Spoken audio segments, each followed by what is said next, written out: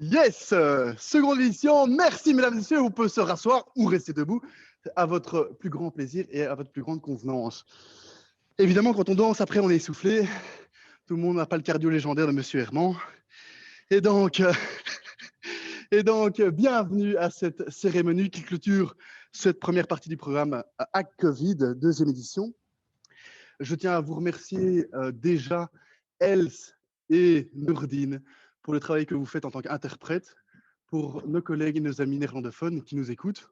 On parlait d'inclusion, on parle d'inclusion souvent, et donc c'est important qu'on puisse évidemment pouvoir entendre les choses dans sa langue maternelle. Et donc, merci à vous pour faire ce travail qui est plus que intense. Alors, j'ai envie de commencer cette cérémonie de clôture en remerciant plusieurs personnes. Les premières, c'est les personnes qui travaillent dans l'ombre et qu'on ne voit pas, qui sont pourtant juste ici à côté de moi. C'est Julie Maric. Julie, merci à toi parce que tu as coordonné cette aventure depuis le premier jour. Et sans toi, eh ben, on ne verrait pas cette deuxième édition. Donc merci beaucoup. Et merci évidemment à Océane qui... Est-ce que tout va bien? Oui. Océane qui peut justement assurer toute la partie régie par rapport à toute la technique qu'il y a derrière. Et Dieu sait qu'il y en a, puisque notre métier a tout à fait changé, s'est transformé ici durant ces quelques derniers mois. On était une agence qui proposait des événements en présentiel et aujourd'hui, on fait tout de manière digitale. Et grâce à toi, Océane, merci. Tu rends ça possible. Victor, merci à toi aussi. La Covid deuxième édition, sans toi, ce n'était pas possible. Et donc, merci pour le temps que tu nous as accordé. Alors, ceci étant fait, rappelons un peu, c'était quoi le Hack Covid seconde édition? C'était d'abord des institutions qui nous ont proposé des challenges sociétaux pour un Bruxelles plus résilient. Et nous avons proposé 9. 9 qui a pu réunir du coup 9 équipes, des équipes de citoyens motivés qui étaient prêts à accorder ce qu'il y a de plus précieux, leur temps. Et donc, merci à vous, chers participants. Et merci à l'équipe de facilitateurs qui a accompagné chacune de ces équipes pour justement leur offrir, en termes de méthodologie et en termes d'outils, à l'accompagnement qui a pu faire ressortir le meilleur de ces équipes en termes d'intelligence collective. À côté de ces facilitateurs, il y avait aussi des experts qui viennent de tout un écosystème qui dépasse parfois même la région bruxelloise. Et je tiens à remercier l'ensemble de ces experts qui se sont rendus disponibles également pour répondre aux questions des participants, mais également pour accompagner les équipes au terme de ce hackathon dans le programme d'incubation. Et on y reviendra. Je laisserai la parole à notre expert coordinateur en chef de ce programme d'incubation. Je tiens aussi à remercier les speakers qui ont pu intervenir durant le hackathon, qui ont pu justement donner quelques lignes de conduite, mais également les community managers et évidemment, pour cette cérémonie de clôture, puisqu'on va parler de pitch et de jury, nos chers membres du jury qui sont parmi nous et qui accordent justement toute leur attention pour pouvoir faire cet exercice terrible et tellement difficile d'évaluer les projets que vous avez co-créés durant ces 5 demi-journées. Alors, je laisse la parole à Philippe Drouillon. Est-ce que tu es parmi nous et est-ce que tu peux donner un petit mot, sachant qu'on est à la 4e étape ici et donc à la live pitch session, sur ce qui va suivre, donc le programme d'incubation, et qu'est-ce que peuvent attendre nos chers participants? Philippe, je te laisse la parole. Merci beaucoup. Bonjour à toutes et tous. Voilà, donc en fait, ce qui vous attend de bien, en fait, après ces 5 jours intenses, c'est en tout cas pour les équipes qui vont pouvoir se faire accompagner, c'est pouvoir disposer d'un programme d'incubation de 12 semaines qui va à la fois être un programme qui va être un accompagnement générique pour vraiment avoir un coaching et commencer à passer de l'idée à la solution, ou en tout cas un début de solution de pré ou prototype concret qui va pouvoir être mis en place. Et vous allez pouvoir vous appuyer aussi sur toute une série d'experts, aussi en tout cas qui provient des partenaires de ce chouette projet, pour pouvoir justement bénéficier parfois d'expertise pointue ou spécifique par rapport aux besoins que vous avez. Donc, ça va suivre tout un parcours de mentoring qui devrait vous permettre à la fin de pouvoir d'abord éventuellement adapter votre idée sur base des différentes hypothèses que vous allez continuer à valider pendant ce processus-là, et aussi commencer progressivement à encore plus matérialiser, en tout cas, ce que vous avez commencé à concevoir à la fin de ces 5 jours. Donc, tant au niveau de la proposition de valeur, du modèle économique, des dimensions technologiques et légales de votre projet, aussi la dimension marketing, et arriver ainsi avec une possibilité que votre projet puisse bénéficier de financement en pré-seed ou seed, et donc envisager d'aller encore une échelle, enfin un niveau plus loin, tant en termes d'ampleur de votre projet, également de temps dédié au projet, et aussi en termes de, oui, voilà, comme je l'ai dit, de dimensionnement de votre solution. Voilà, et donc ces 12 semaines vont être cadencées de manière à ce que vous puissiez en tout cas bénéficier de cet accompagnement qui va permettre de rendre encore plus robustes les solutions que vous avez développées. On aura de toute manière un petit moment pour vous laisser souffler qu'on appelle le sprint zéro, histoire de mettre tout en place pour justement faire de ces 12 semaines des 12 semaines vraiment hyper profitables pour vous au travers donc, de ces différentes sessions, comme je disais, qui seront cadencées avec des rendez-vous que vous aurez avec des coachs et la possibilité à chaque fois de pouvoir à la fois de bénéficier d'input d'experts, mais aussi d'avoir un coaching qui vous permet de développer encore plus vos talents entrepreneuriaux pour développer cette solution. Est-ce que Merci. Oui, voilà. Merci Philippe, c'était parfait et je pense que du coup maintenant, au moins, nos chers participants ont en plus vu ton visage puisque tu vas coordonner tout ce programme et encore merci à toi. À côté de toi, évidemment, il y a tout un écosystème, hein, Philippe, tu l'as mentionné et je trouve que c'est important de pouvoir remercier l'ensemble de ces structures qui, dès le premier jour hein, de cette deuxième édition, ont marqué leur présence et leur capacité d'accompagner les équipes. Donc, je tiens à remercier Convidencia, Métamorphosis, le réseau Entreprendre, Ashoka, Funds for Good, Cocorico, The Shift, Open Collective, Wikipreneurs, Diversicom, Change, Black Hands, évidemment le 18-19 Brussels et Impact Valley. Voilà. Ceci étant dit, je tiens également à vous dire que cette édition n'aurait pas été possible sans l'aide de nos partenaires, donc ces institutions bruxelloises qui, d'une part, vous ont offert tout ce trajet. Vous n'avez pas dû débourser un sou. Et c'est vrai que généralement, quand on dit que quelque chose est gratuit, on peut penser que ça n'a pas de valeur. Mais sachez que ça a beaucoup de valeur et que tout ceci est possible grâce à Innoviris, Actiris, CityDev, Hub, Finance et Visite.Brussels. Et donc, merci à eux, merci de rendre ça possible, merci de montrer que même à Bruxelles, même dans un pays qui est fragmenté, la coopération entre différentes institutions est possible. Merci à vous d'offrir cette chance aux citoyens bruxellois. Alors, j'ai beaucoup parlé. Maintenant, je pense que la place est à vous, chers participants. Et je propose de ne pas attendre plus longtemps et de laisser peut-être avant ça la possibilité à nos membres de jury de dire un petit mot, de se présenter et puis après ça, les pitchs que pourront commencer. Alors, Madame Barbara Tract, est-ce que vous m'entendez? Est-ce que Oui. vous êtes là? Oui. Et Voilà. est-ce que ça va pour vous de vous présenter en 1 minute et peut-être d'apporter un petit mot de soutien aux participants qui vont devoir prendre la parole?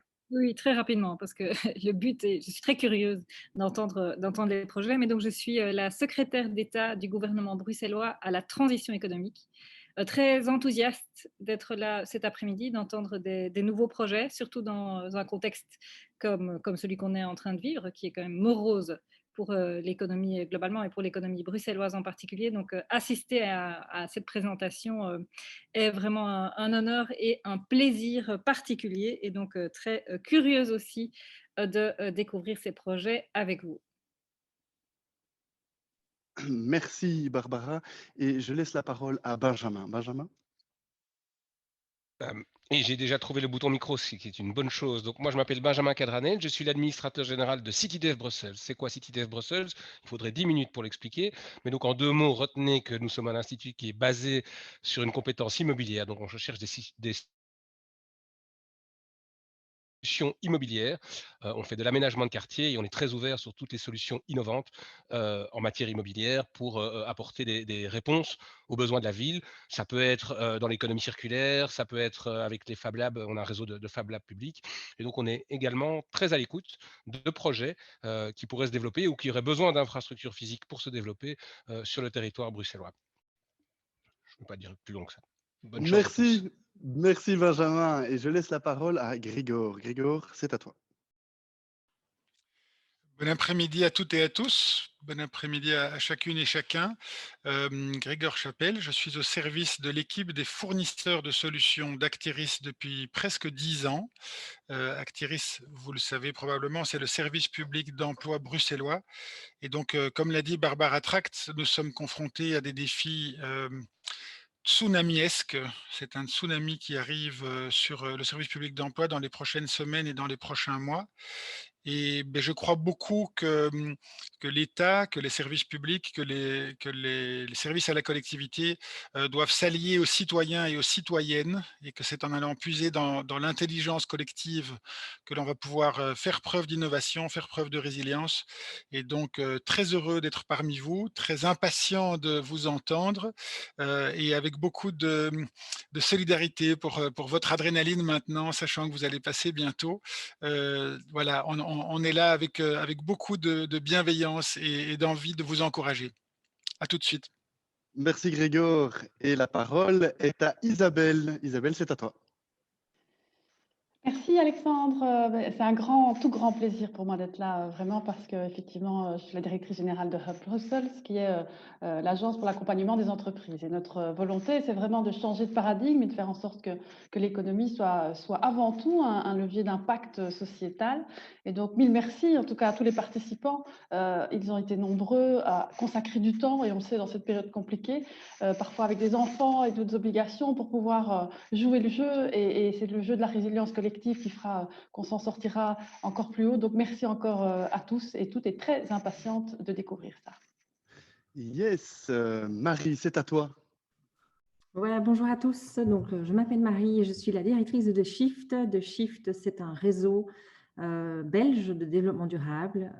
Et donc, avec nos 450, 500 membres qui viennent d'horizons complètement différents, que ce soit des entreprises, des PME, mais aussi des ASBL, des institutions publiques et académiques. Et donc, on croit fortement au partenariat et à la collaboration entre ces différents acteurs pour trouver des solutions aux enjeux de développement durable aujourd'hui et pour le futur. Donc, je suis impatiente d'écouter toutes les présentations d'aujourd'hui. Merci aussi à Impact Valley de m'avoir conviée aujourd'hui à faire partie de ce jury. Ça me donne beaucoup d'énergie, en tout cas en fin de semaine aussi, de pouvoir écouter tous ces chouettes dossiers. Et je vous envoie beaucoup de courage et à tout à l'heure. Merci Marie. Et il reste encore certains membres du jury.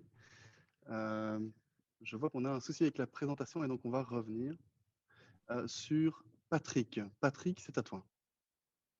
Voilà, bonjour à tous, Patrick Bunting, je suis là pour Visit Brussels, qui est en fait l'organisme qui s'occupe de la promotion de tout ce qu'on a estimé non essentiel ces derniers temps, c'est-à-dire la culture, le tourisme, mais aussi l'ORECA. Malgré tout, pour la région bruxelloise, c'est le premier pourvoyeur d'emploi. Et donc, c'est clairement un enjeu essentiel pour demain, pour le futur de cette région. Et donc, on compte sur vous aussi pour nous apporter plein d'idées nouvelles pour pouvoir soutenir tous ces secteurs et pouvoir continuer à promouvoir Bruxelles et son attractivité. Voilà, je suis impatient d'écouter vos différentes présentations. Merci Patrick. Et alors, j'imagine que vous pouvez le constater sur la présentation, on voit qu'il y a un trou et Madame Petitot malheureusement a eu une urgence, on va dire un cas de force majeure qui l'empêche d'être présent aujourd'hui. On lui souhaite tout le courage qu'elle mérite pour régler cette urgence. Et donc c'est pour ça qu'on voit donc une personne non présente sur le slide. Je laisse la parole maintenant à Pierre Herman. Je te laisse te présenter. Donc, mon nom est Pierre Herman, je représente toute l'équipe de Finance et l'Invest Bruxelles. Et nous, notre mission, c'est de faciliter et compléter la chaîne de financement des entreprises à Bruxelles, donc de la toute petite boîte à la belle grande PME. Et donc, quand il y a une bonne équipe qui a un bon projet, on essaye de leur donner les moyens de se développer pour créer de la valeur sur Bruxelles. Voilà, et heureux de voir l'effet de l'intelligence collective et de votre enthousiasme. On va le découvrir maintenant. Yes, merci Pierre. Voilà, mes chers participants, mes chères participantes, la présentation du jury est faite et je vous rappelle les critères sur lesquels vous serez évalués. C'est important d'en parler et de bien les répéter avant que tout commence. Donc, j'ai comme premier critère la disruption. Comment votre idée est originale? Comment se démarque-t-elle des autres? Comment êtes-vous disruptif? Comment allez-vous prendre entre, puisque entreprendre, c'est ceci? Comment vous allez réussir finalement à amener quelque chose de nouveau? Le deuxième critère, c'est l'exécution. Et pour qu'un projet fonctionne, on dit souvent qu'une idée, c'est 1% et que c'est 99% d'exécution. Pour cette exécution, généralement, les ressources humaines, donc l'équipe, les personnes sur qui repose en fait le projet, c'est généralement très important. Et donc, en quoi vous allez convaincre les membres du jury que vous êtes les bonnes personnes pour porter ce projet à bien. Le troisième critère, c'est la viabilité. C'est important, évidemment, pour qu'un projet soit durable dans un monde capitaliste, de pouvoir vraiment penser à la structure de coûts, aux investissements nécessaires, éventuellement aux revenus que vous allez pouvoir générer. Et du coup, ce qu'on a envie de voir, c'est est-ce que vous avez pensé au business model? Est-ce que vous avez réfléchi à ça? Parce que c'est une facette importante d'un projet. Alors, le quatrième critère, c'est scale, c'est l'échelle. Donc, comment vous allez pouvoir apporter votre projet ou la plus-value de votre projet, donc votre proposition de valeur, au plus grand nombre ou voir comment vous allez pouvoir le dupliquer éventuellement ailleurs qu'à Bruxelles, dans d'autres villes européennes, par exemple. Le cinquième critère, sustainability, c'est de voir si votre projet a un impact sur l'environnement, s'il peut éventuellement intégrer la gestion d'externalités négatives de manière à réduire cet impact ou voire même apporter ce qu'on appelle des bénéfices d'un point de vue environnemental pour réduire, par exemple, des émissions de CO2. Le dernier critère, l'inclusion, c'est plus lié aux personnes. Vos bénéficiaires, vos clients? Est-ce que vous avez fait preuve d'empathie? Est-ce que vous abordez ce public de la bonne manière? Est-ce que votre solution est réellement adaptée à ces personnes? Mais est-ce que vous pouvez éventuellement avoir un projet qui englobe d'autres publics et qui est plus inclusif? Voilà donc pour les 6 critères. Mesdames et messieurs, la parole est à la première équipe. Challenge Entrepreneurship, l'équipe entrepreneuriat numéro 2. J'invite cette équipe à prendre la parole et le partage d'écran.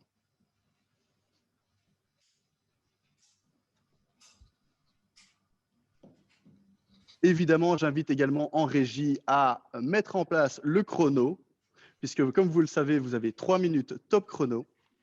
Et quand Maïté, tu es prête, tu n'hésites pas à me faire un signal de la main. Ok. Je veux juste savoir, tout le monde voit l'écran? On voit l'écran et on t'entend. Ok. Eh bien, c'est parti. Bonjour à toutes et à tous. Aujourd'hui, j'aimerais vous présenter une personne. Cette personne s'appelle Alice. Elle a 33 ans. Elle est diplômée et elle est bruxelloise. Alice connaît sa première période de demandeur d'emploi, mais de plus en plus, Alice sent également naître en elle cette envie d'entreprendre. Pourtant, elle est victime de ce fameux syndrome de l'imposteur. Ses croyances lui font obstacle. Qu'en est-il de ses finances? Et puis, elle se sent bien seule dans sa situation. Vers qui s'orienter? Vers où se tourner? Et à qui en parler? C'est ainsi qu'avant de réaliser quelconque business plan ou étude de marché, Alice se demande en fait si l'entrepreneuriat est bien fait pour elle. Et c'est ainsi que OSE ASBL est née. Sa mission? Très simple, booster l'économie bruxelloise en accompagnant les demandeurs d'emploi à considérer la voie de l'entrepreneuriat. OSE ASBL fait le pont dans cette étape cruciale et incontournable entre je suis demandeur d'emploi, je me demande si l'entrepreneuriat est fait pour moi, et enfin, je me décide et je me fais accompagner dans mon projet entrepreneurial avec les structures du réseau bruxellois existantes. Comment? Eh bien, ici, grâce à un programme de 3 mois, où Alice pourra être entourée d'autres demandeurs d'emploi qui viennent d'horizons différents. Elle embarquera donc pour ce programme gratuit où elle pourra dresser sa carte de personnalité. Qui suis-je? Qu'est-ce qui m'anime? Comment je fonctionne? Des questions cruciales aujourd'hui dans ce tsunami et cette crise, comme vous le dites si bien, les membres du jury. Et tout ça grâce à plusieurs séances de coaching individuelles, grâce à nos partenaires. Elle pourra également suivre une formation de mindset qui lui permettra de se libérer de ses croyances limitantes. Et enfin, elle pourra tester tout cela sur le terrain grâce à l'échange et à l'information. Elle aura accès à un espace de coworking durant la durée du programme où elle pourra rencontrer des néo-entrepreneurs qui pourront lui témoigner leur expérience. Elle aura également accès à des événements, plateformes de réseautage et bien plus encore.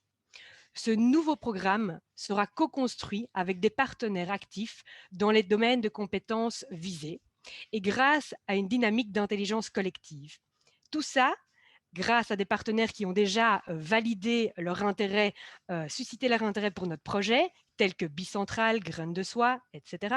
Et tout ça sera supervisé grâce à notre comité de gestion de notre équipe Hack-Covid. J'ai nommé mes coéquipiers. Nous sommes une équipe très soudée, très complémentaire. Merci. Voilà. Désolé Maïté, comme tu le sais, c'est pas par grave, équité c'est et le par jeu. obligation. Merci à toi Maïté. Je pense qu'on peut l'applaudir, hein, mesdames et messieurs, même si on est derrière un écran. Ça vaut la peine de pouvoir quand même montrer son soutien à ce magnifique pitch pour commencer. C'est fini. Voilà, c'est fini. On va lancer un nouveau chronomètre, Maïté, maintenant pour les membres du jury. Et pour ce faire, je vais revenir sur un affichage qui me permet de voir si les membres du jury ont des questions. Alors, est-ce que le chronomètre est lancé? On me dit en régie que oui. Et je laisse la parole à Grégor. Grégor, tu as une première question pour cette première équipe. Et bravo au comité de gestion de OSE. Ma question concerne les ressources nécessaires pour atteindre ces objectifs. Donc, est-ce que vous êtes fixé des objectifs quantitatifs? Combien de chercheurs d'emploi? Et de quelles ressources vous avez besoin? Donc, quelle équipe et quel budget? Alors pour le budget, on peut peut-être demander à Arnaud d'expliquer les pistes de financement. Oui, pour les pistes de financement, on a pensé à des mécénats, souscription de crédit ou encore du sponsoring ou de l'impact social bond, où on pourrait recevoir de l'argent de ces instituts. On a déjà eu un contact avec Graines de Soie qui nous a parlé de la Fondation Benoît qui donne de l'argent pour des ASBL et toute autre activité entrepreneuriale. Et voilà, principalement, on a pensé à ces choses-là. Et donc, ce serait sur avec un petit formulaire pour les participants, parce que ce serait quand même un nombre de places plutôt limité pour correctement accompagner les personnes, quoi. Alors, je vois qu'il y a d'autres questions pour les membres du jury. Je laisse la parole à Isabelle. Isabelle, c'est à toi. Oui, merci. Ma question, c'était sur l'équipe d'accompagnement.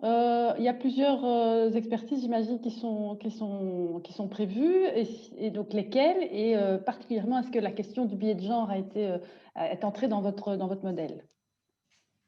Alors, je vais peut-être répondre à cette question-là. En fait, on construit vraiment OSE sur ce qui existe en matière de réseau de structures d'accompagnement bruxelloises. Donc, ce ne serait pas nécessairement nos compétences personnelles d'OSE ASBL qui feraient le bilan de compétences. C'est pour ça qu'on est allé trouver Graines de Soie, on est allé trouver Cocorico aussi.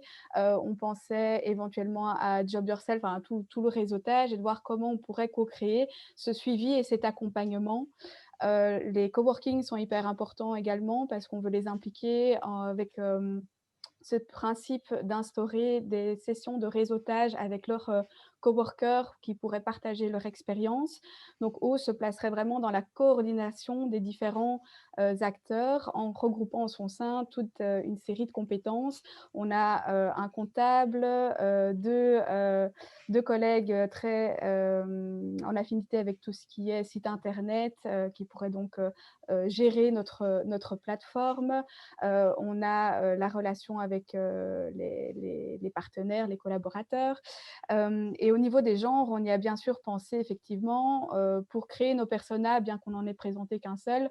On s'est basé sur le baromètre 2019 d'Actiris pour les personas de demandeurs d'emploi. Et en fait, on a un call to action où on voudrait très rapidement créer une séance d'information pour aller à la rencontre des demandeurs d'emploi et voir lesquels nous répondent et lesquels sont les plus en besoin. Claude, et je laisse la parole à Benjamin et puis après à Patrick. Merci, très rapidement. J'entends qu'il y a des... Donc, on essaie de développer l'entrepreneuriat. Est-ce qu'il y a une volonté de développer certains types d'entrepreneuriat plutôt que d'autres? Est-ce qu'il y a une vue sur le type de projet qui serait aidé? Et deuxièmement, si jamais il y a Benjamin, on a perdu de la demande que connexion. d'offres potentielles, est-ce que vous avez pensé à... Vous m'entendez ou pas? Oui, c'est OK maintenant. Ouais. Donc, je disais, est-ce qu'il y a des domaines dans lesquels vous voulez orienter les projets d'entrepreneuriat? Et deux, est-ce que vous avez des critères de sélection si jamais il y a plus de demandes que d'offres? Alors, peut-être que je vais répondre à cette question.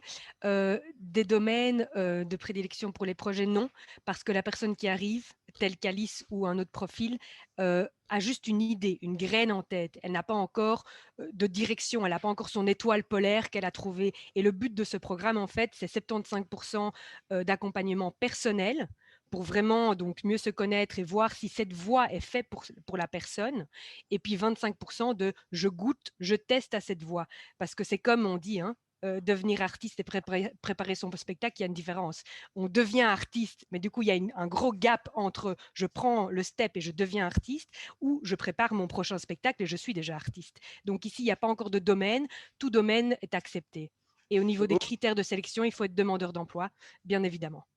OK, il reste 5 secondes. Et donc, désolé, Patrick, ce sera pour la prochaine équipe. Malheureusement, le temps accordé pour les questions-réponses ne suffit pas, n'est pas extensible. Et donc, je laisse maintenant venir à l'écran l'équipe Culture 1, accompagnée donc de la facilitatrice Louise. Vous pouvez prendre le partage d'écran et vous installer. Deuxième équipe. Voilà, je suis là et je voudrais partager l'écran. Il est là. Donc, Dorothy, quand Oui. tu es prête, on va lancer le chrono. Et j'attends donc du coup un petit signe de la main, par exemple, ou un top pour nous donner le départ. Voilà, mais top chrono. Alors, bonjour à tous. Nous avons un défi. Nous avons travaillé à construire un pont digital entre la culture et les citoyens, les visiteurs de Bruxelles, entre les opérateurs de culture qui ont besoin de rester visibles et de pouvoir toucher toute la population, mais aussi avec les citoyens qui ont besoin d'avoir un accès facile, économique à toute la culture aussi. Alors, nous avons... ce code B, c'est la réponse que nous apportons à cette question-là. Et c'est en utilisant le code barre que nous pourrons arriver à donner un accès digital à la culture à tous, à toute la culture à tous, et amener ainsi des ponts vers les maisons culturelles, vers les activités, les spectacles, les artistes, les musées, les visites de la ville. C'est une solution qui est simple, qui est accessible, qu'on peut mettre partout et qui est interactive, elle permet des débats, des sondages, des questions et de nous amener vers toute une série d'autres choses. Pour le contenu, ce sont les opérateurs culturels, les curateurs qui vont travailler dessus avec nous. C'est un contenu qui est court et qui est attrayant, qui part de l'intérêt des citoyens, mais apporte aussi une certaine aléatorité de manière à stimuler la curiosité culturelle de chacun. C'est toute la culture qui est représentée, donc aussi bien des minorités, d'une culture moins présente d'habitude, et avec aussi l'idée de stimuler le débat sur des thématiques importantes en apportant les histoires, différents points de vue, des histoires qui viennent de partout dans la ville. Notre équipe est constituée de Tess, Daniela, Lucie et moi. Nous avons une complémentarité de langue, de connaissances au niveau du domaine culturel, de marketing, de la facilitation de groupe, de la communication et de la vente. Et nous souhaitons être un levier pour travailler avec les institutions culturelles, avec les artistes, avec l'apport de citoyens, de bénévoles, d'étudiants, et effectivement aussi avec les institutions publiques et privées, tant dans l'organisation de l'activité que dans l'aide à l'activité. Notre plan financier, c'est de commencer avec les subsides ou le pouvoir participer au financement que les centres culturels, par exemple, obtiennent, de travailler avec du mécénat, des investissements privés, du crowdfunding, mais pour à terme arriver à un concept plutôt soit comme Spotify, donc de premium concepts où les personnes qui le peuvent puissent contribuer financièrement un peu plus et que d'autres puissent garder l'accès gratuit. Ok, Dorothy, désolé, on est à la fin, on est à la fin. 3 minutes. Merci à toi, on peut t'applaudir. Merci. Bravo pour ce deuxième pitch lié à la culture. Dorothy, on va donc remettre un chronomètre, comme je l'ai dit pour l'autre équipe, de 5 minutes pour répondre aux questions. Est-ce que vous êtes prêts? Oui. Est-ce que vous êtes prêts pour les questions? Ok. Alors, je vais reprendre un affichage qui me permet de voir l'ensemble des membres du jury. Et donc, Dorothy, est-ce que tu peux arrêter le partage d'écran? Oui, bien sûr. Merci. Voilà. Alors, on va lancer le chronomètre maintenant. Et je vois qu'il y a une première question de Marie. Marie, à toi la parole. Voilà, merci pour la présentation. On connaît l'impact du digital, évidemment, sur le développement durable et sur l'impact environnemental. Est-ce que vous avez quelque part pris en compte cette dimension dans votre idée et dans votre plan? Oui, alors elle est prise en compte. C'est certain qu'on est conscient à la fois on est conscient que le digital a un impact sur l'environnement. Et donc, effectivement, notamment au niveau de l'impression, c'est les étiquettes, c'est tout ça, c'est de réfléchir aussi à utiliser des supports qui le permettent. Et alors, de ne pas dupliquer les serveurs, le stockage sur les serveurs et ce genre de choses. Enfin, ça, c'est ma réponse, mais je laisse mon équipe aussi contribuer. Moi, personnellement, je n'ai pas la prétention à ce stade d'être une grande experte en développement d'applications qui seraient propres ou de serveurs qui seraient un peu plus propres. Après, c'est sûr qu'on en a conscience et qu'on fera attention à ça dans la sélection du webmaster ou du web développeur auquel on fera appel, quoi. Alors, je vois... Vu que l'importance, ça c'est quelque chose à... On n'entend pas.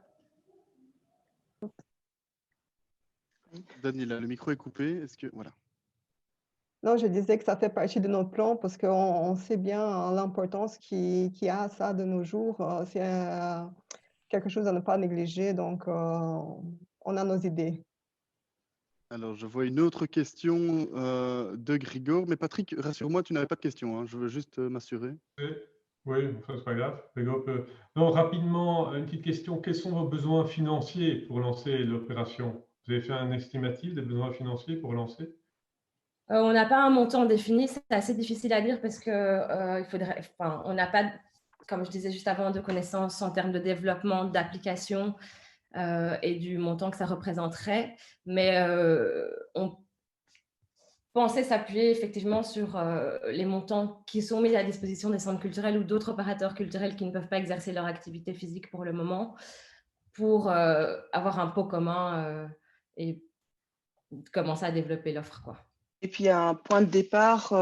Donc, il y a différents types de barcodes, de QR codes. Il y a le dynamique et le statique. Et le statique peut être un point de départ. Et à ce moment-là, il n'y a pas beaucoup d'applications nécessaires. Donc, ça peut être un démarrage simple qui se base aussi sur d'autres initiatives qui ont déjà lieu et qui permettent de construire là-dessus. Patrick, est-ce qu'il y a d'autres questions? Non. Grigor, je vois que la main est levée. On est dans un contexte de grande détresse des acteurs culturels. Je me demandais si vous aviez réfléchi à un aspect de création d'activités et de revenus.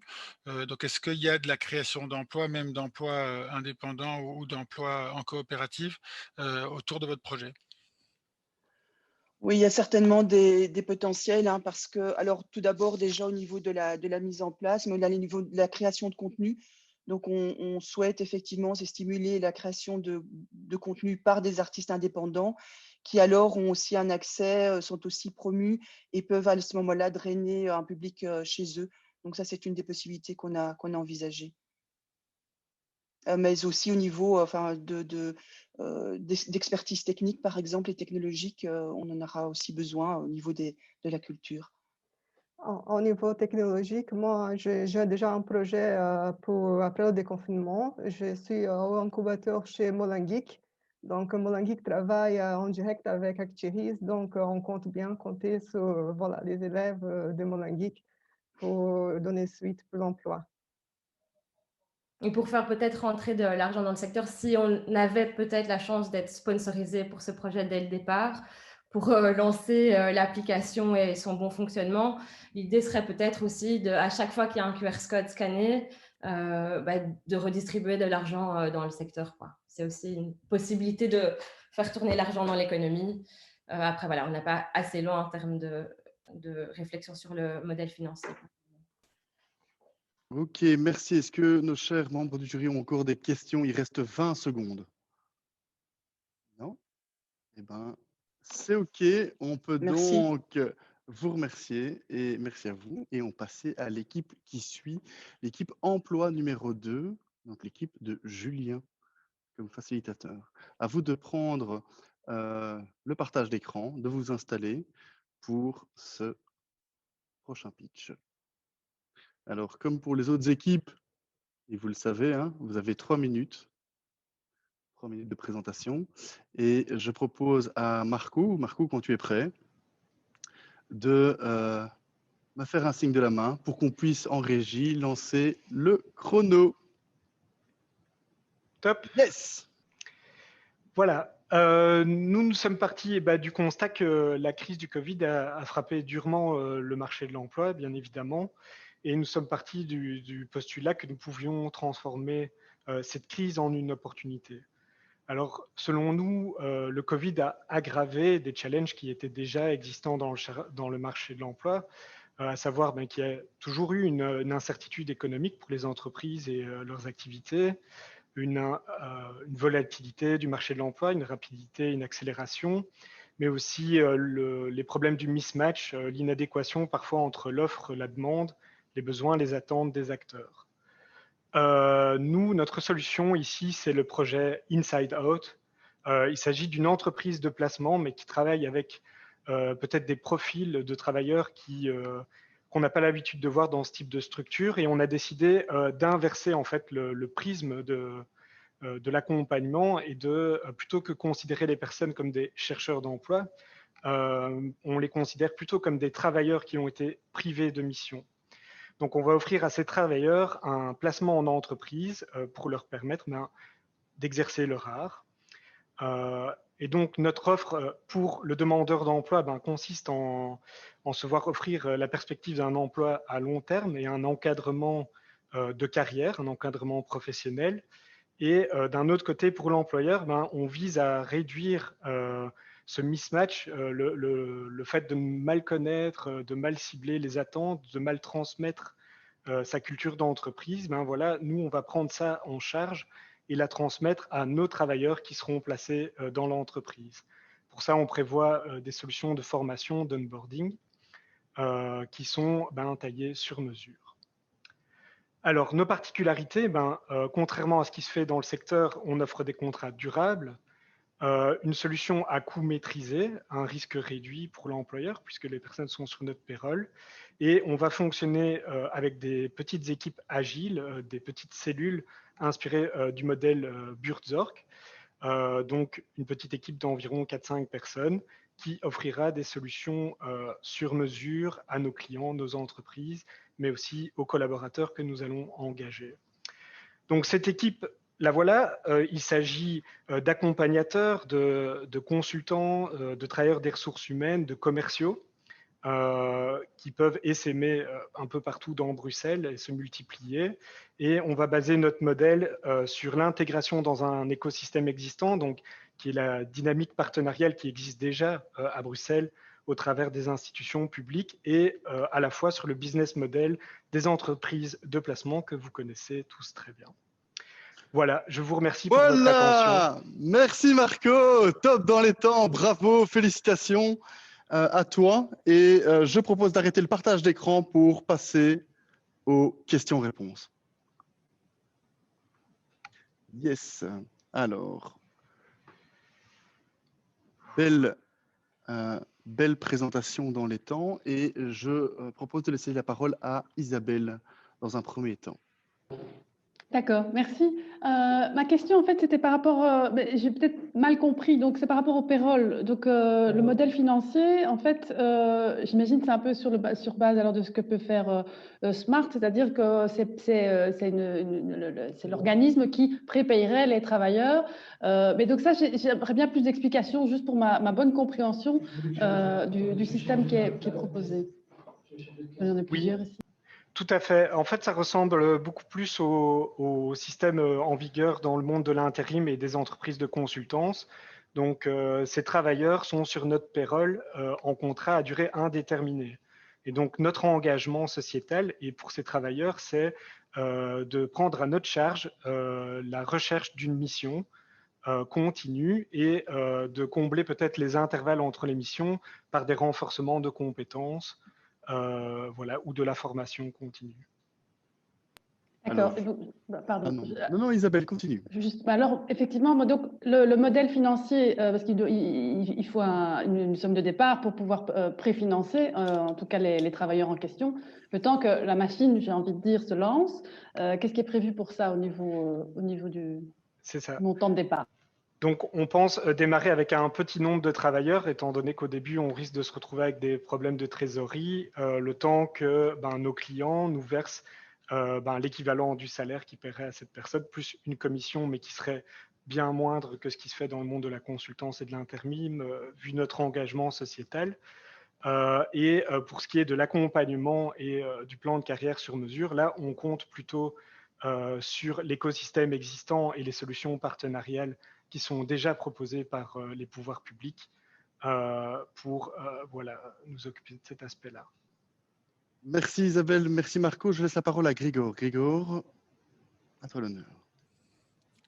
Évidemment, 3 minutes et 5 minutes pour répondre à un projet qui a l'air passionnant, c'est court. Donc, j'essaie d'aller droit au but. Est-ce que vous avez pensé à l'aspect formation de ces travailleurs que vous allez embaucher en CDI? Et deuxièmement, est-ce que vous pouvez expliquer en quoi est-ce que votre initiative se différencie des entreprises à but d'emploi dans le cadre des initiatives Territoire zéro chômeur de longue durée? Tout à fait. Donc ici, il ne s'agit pas de formation au long cours comme ce qui est déjà proposé par exemple Bruxelles Formation, les OISP ou la formation en alternance. On vise plutôt un renforcement des compétences.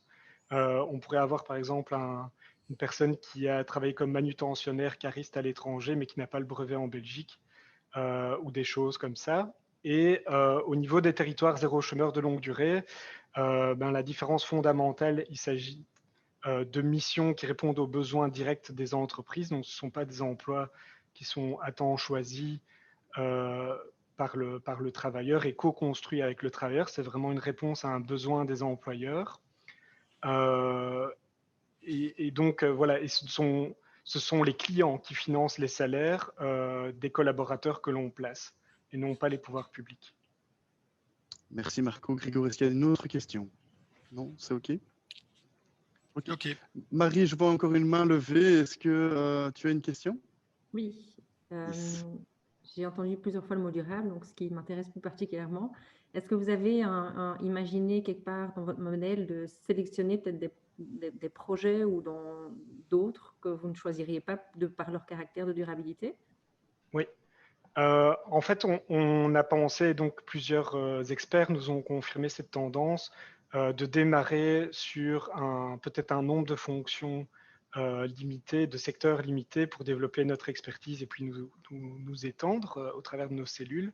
Et donc, on avait notamment le secteur de l'économie circulaire en ligne de mire, qui répond aussi à des besoins locaux et durables, le secteur de la distribution et de la logistique dans un premier temps, en vue d'un élargissement. Et Marie, est-ce qu'il y a d'autres questions? Non? Est-ce que d'autres membres du jury ont encore des questions pour ce projet? Il reste 30 secondes. Yes! Je laisse quand même un tout petit peu de temps au cas où. Ok, donc ça veut dire que tout est très clair. Merci à vous, chère équipe, et on passe à la suivante. L'équipe de l'économie circulaire. Je laisse du coup prendre la main à cette équipe pour le partage d'écran. C'est à vous. Et donc, on a juste besoin de savoir qui va partager son écran. Yes, on a donc un partage qui fonctionne, je confirme.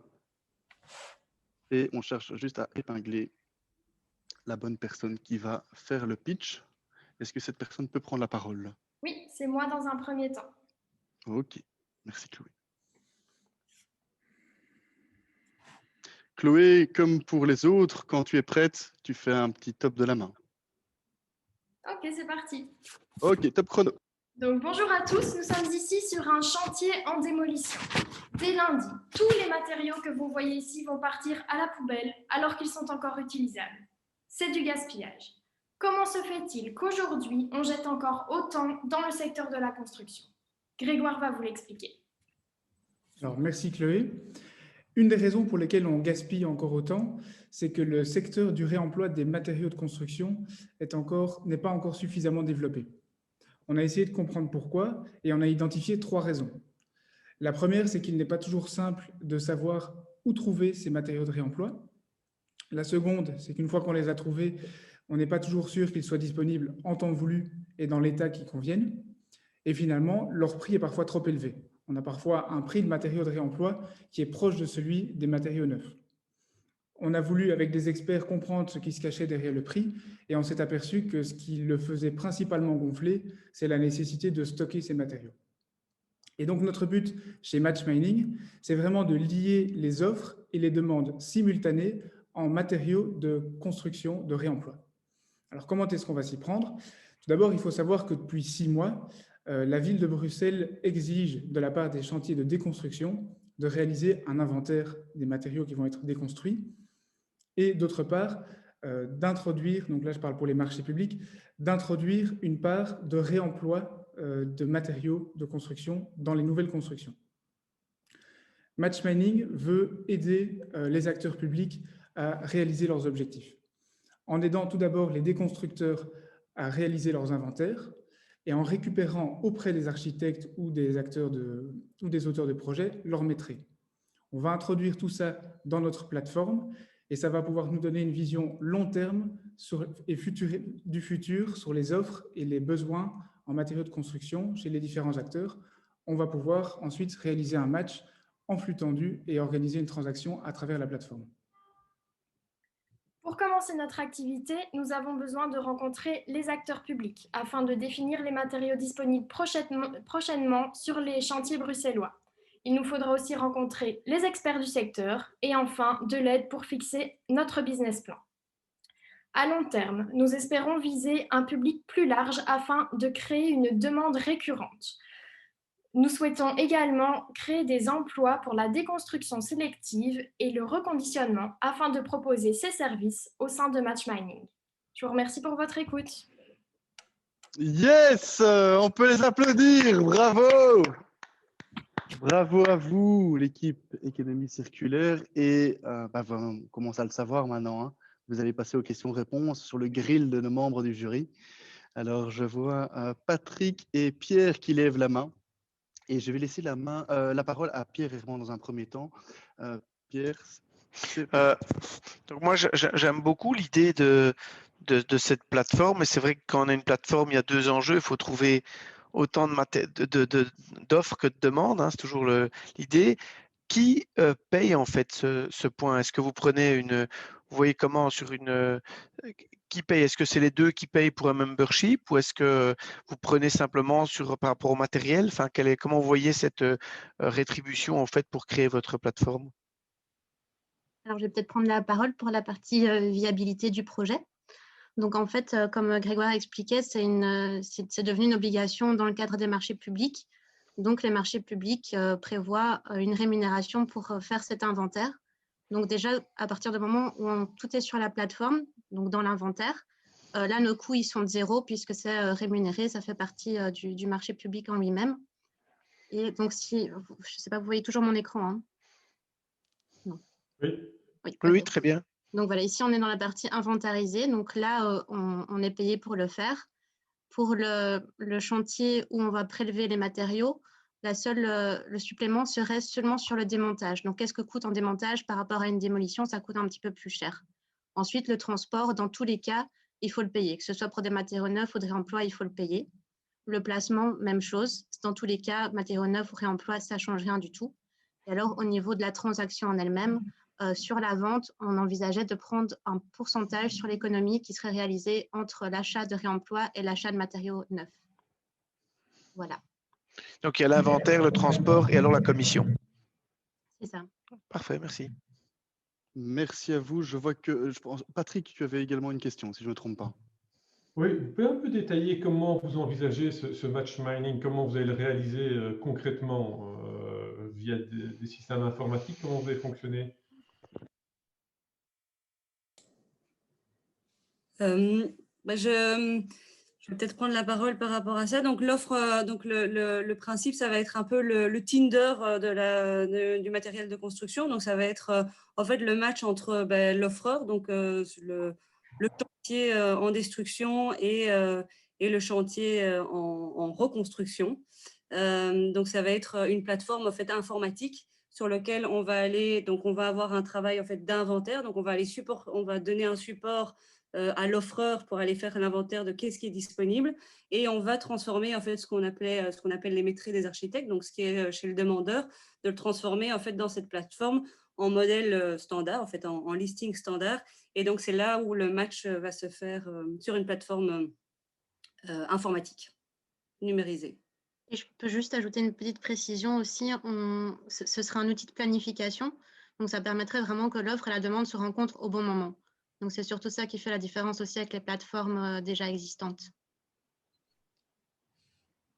Super. Est-ce qu'il y a d'autres questions? Ah oui, j'en vois plein qui fusent. Benjamin, je te laisse la parole. Merci, ça m'intéresse beaucoup. Moi, je pourrais même déjà être client, en fait. Mais donc, par rapport aux plateformes existantes, j'imagine que vous pensez notamment à Rotor. Et moi, j'avais une question sur le plan de la logistique, parce que ça me paraît être un élément clé de votre projet. Comment vous vous débrouillez pour le stockage? Parce qu'à moins de réussir à tout faire en temps réel, ce qui ne me paraît pas spécialement réaliste, vous allez avoir besoin de faire du stockage et à différents endroits du pays, de la ville. C'est à quelle échelle que vous faites ça? Alors, merci beaucoup pour la question, parce que c'est en effet un des challenges de la viabilité des acteurs actuels. Et en fait, notre solution, c'est qu'on veut éliminer cette zone de stockage.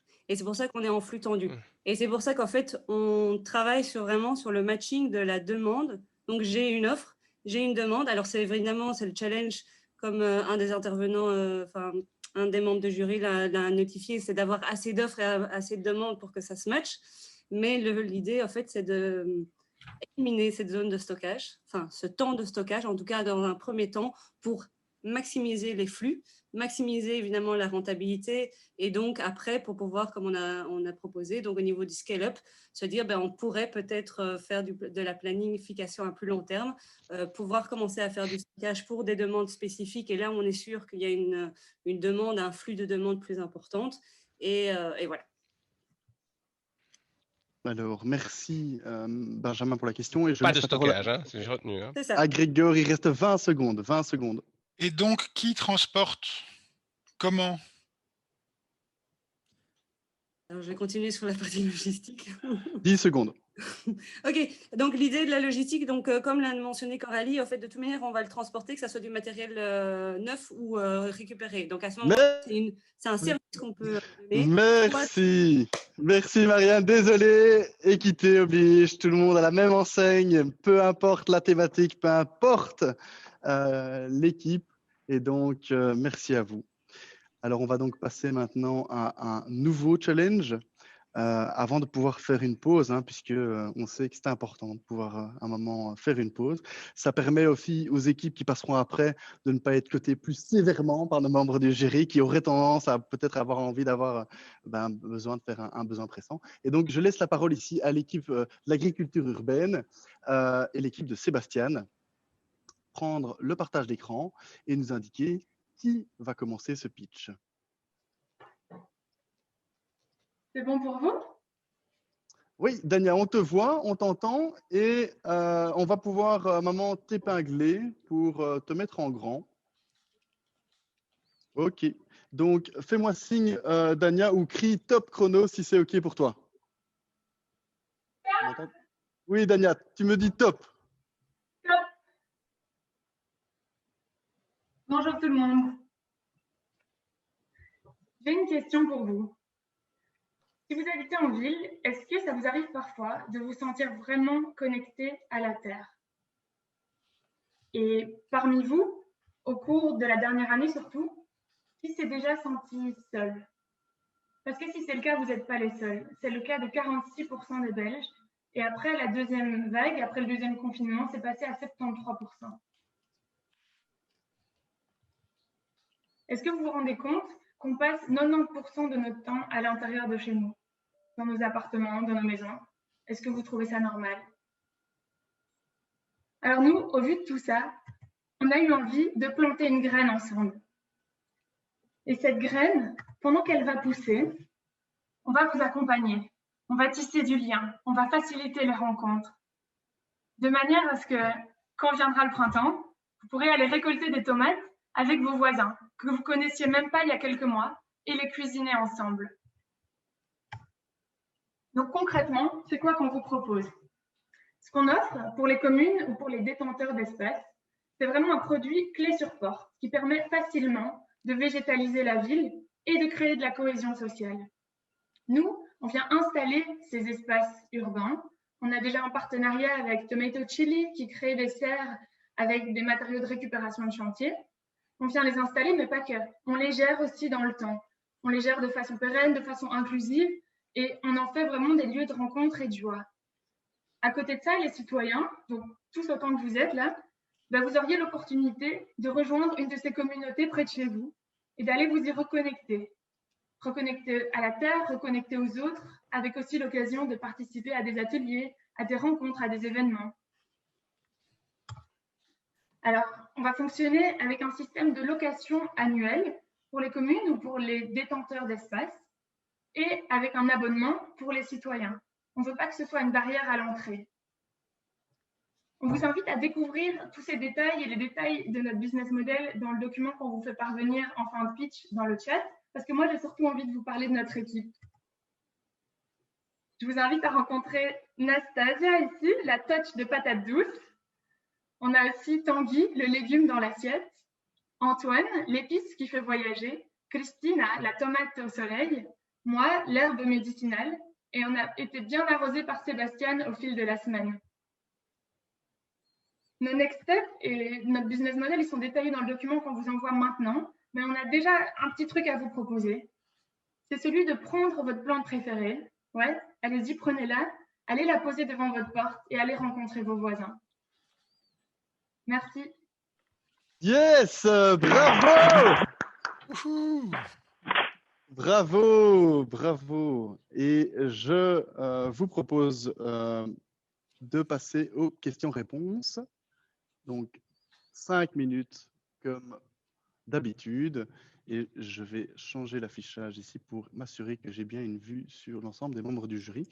Et je vais commencer ici par Marie. Marie, c'est à toi la parole. Merci pour cette présentation originale. J'avais une question par rapport au modèle financier qui est derrière. Comment est-ce que vous comptez financer l'achat des serres et l'implémentation de ces serres, et aussi dans la gestion quelque part de ces serres qui est un métier en soi aussi? Est-ce que vous avez des pistes aussi de collaboration? Donc moi, pour le premier volet financier, donc on a mis en fait dans le petit document du chat PDF, il y a un peu plus d'infos, mais la façon dont ça nous coûte la première année, c'est on a un prototype, on a les coûts de start-up et on a aussi les coûts donc récurrents qui sont le fait d'entretenir la serre, de faire en sorte que la communauté vive. Et donc ça revient plus ou moins à, à un budget sur une année de 58 000 €, et on le finance en 3 parties. Une partie des subsides, donc qu'on estime à 15 000 €, une partie par les partenaires, avec ici on vise aussi des communes, où on estime ici, on a fait l'hypothèse de 10 serres, de 10 endroits, donc là on les vend 2500, donc 25 000, et puis on demande aussi une contribution aux citoyens, donc un abonnement qui serait de 15 € par mois, et on estime qu'il faut 10 citoyens pour une serre, on estime ça raisonnable, donc ça arrive à 18 000, et ça fait un total de 58 000, donc ça couvre pour la première année le prototype plus les coûts récurrents liés à notre produit. Et vous aviez un deuxième point, les partenaires, on avait déjà Tomate Chili Project, donc qui s'occupent de tout ce qui est l'agri-fourniture, donc tous les équipements. Et donc lui était même prêt à nous les louer, on l'a eu longtemps au téléphone, donc très intéressant. Et de nous mettre à disposition les louer. Et puis les graines et tout ce qui est matériel, ça coûte moins cher. Et donc voilà, c'était vraiment... Avant de laisser la parole à Benjamin, j'invite Patrick. Patrick, il me semble que vous avez levé la main. Patrick, le micro est coupé. Dans le business model que vous présentez, tout d'abord, bravo pour la présentation, c'était top. Mais au niveau du business model, comment vous faites pour payer l'entretien, justement? Parce que 58 000 €, c'est le prix d'un temps plein par an. Pour l'entretien des serres, comment vous fonctionnez? Je n'ai pas très bien compris le système. En fait, je pense que pour l'entretien des serres, on a ce côté qui est une communauté se crée autour de la serre, une communauté de citoyens.